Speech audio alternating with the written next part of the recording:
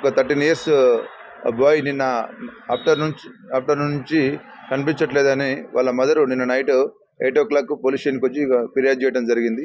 అటు ఫిర్యాదు మీద కేసు నమోదు చేసి ఒక 4 టీమ్స్తో సీసీ కెమెరాలు మన దాసనారాయణరావు కాలనీ నుంచి మన సర్వోదయ కాలనీకి వచ్చే రూట్లో మొత్తం కెమెరాస్ మరియు మన మీర్పేట బస్ స్టాండ్కి వచ్చే రూట్లో కెమెరాలు మొత్తం చెక్ చేయగా ఈ మిస్ అయిన బాలుడు ఒక స్కూటీ మీద, ఒక గుర్తు తెలియని వ్యక్తి స్కూటీ మీద అక్కడ మన చెరువు కట్ట మీద ఎక్కి మీర్పేట బస్ స్టాండ్ తగ్గినట్టు కనపడుతుంది క్లియర్గా. ఇక్కడ ఒక 5 నిమిషాలు అటు ఇటు టచ్ ఆడటం లెక్క కనిపిస్తుంది.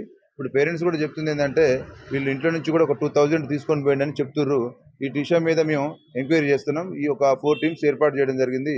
ఇక్కడ ఉన్న సీసీ కెమెరాలన్నీ కూడా మేము చెక్ చేస్తున్నాం. నిన్న మా ఇద్దరు బ్రదర్ మహేందర్ రెడ్డి వాళ్ళ బ్రదర్ ఇద్దరు కూడా డైలీ మన బై వాక్ కానీ తర్వాత లిఫ్ట్ అడిగి కూడా, ఎందుకంటే వాళ్ళ ఇంటికాడ నుంచి ట్యూషన్ ఒక 600-700 మీటర్స్ ఉంటుంది. వీళ్ళు డైలీ ఇద్దరు కలిసి వెళ్తుంటారు.